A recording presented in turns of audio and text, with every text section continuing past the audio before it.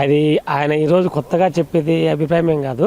2019 ఎలక్షన్ల ముందు విశాఖపట్నం ఎయిర్పోర్ట్లో ఎవరో కోడిగత్తి గుచ్చితే అది చంద్రబాబు నాయుడు వాళ్ళ రమేష్ హాస్పిటల్ వాళ్ళే చేసినారు, వాళ్ళే గుచ్చినారు, అది కమ్మల సంబంధం అని ఆ రోజు నానా యాగి చేసినాడు. ఆయన చెప్పేటన్ని సర్వ అబద్ధాలు. ఇంకోటి ఏంటంటే ఆ రోజు కోడిగత్తి గుచ్చుకున్నాడు వాళ్ళ అమ్మ వాళ్ళ అన్న అందరి కాళ్ళు కడుపులు పట్టుకొని రీసెంట్ గా ఈ మధ్య కాలం బయలు తెచ్చుకున్నారు. ఈయన మీద నిజంగా కమ్ముళ్ళే లోకేషే చంద్రబాబు నాయుడు గారే చేయించినంటే ఈయన చర్య తీసుకోవాలి కదా. పూలదండ వేయడంలో ఆ దండకున్న కొక్కి ఆ తగులుకుందే దండకు ముందు వేసినప్పుడు గాయం లేదు, దండ తీసిన తర్వాతనే గాయం కనపడుతుంది, స్పష్టంగా కనపడుతుంది. నువ్వు ఇదే ఊర్లో ప్రకాశం డిస్టిక్లో అక్కని ఏడిపిస్తాడని తమ్ముడు అడ్డుపడితే వాడిని తీసుకెళ్లి పసిబిడ్డ 10th క్లాస్ అబ్బాయిని చెరుకు తోటలు తీసుకెళ్లి సజీవ దహనం చేసినావు. ఈ గులకరాయికి నువ్వు విలవిలలాడుతున్నావే, ఆ బుద్ధు ఆ తల్లిదండ్రులు ఎంత విలవిలలాడింటాడు. బిడ్డను పెట్రోల్ పోసి దహనం చేస్తే అక్కని ఏడిపించాడు తమ్ముడు రాడమయ్యా, రాడా, వస్తాడు అడ్డుపడతాడు. దానికి నువ్వు వాడిని పెట్రోల్ పోసి కాల్చడం ఏందయ్యా?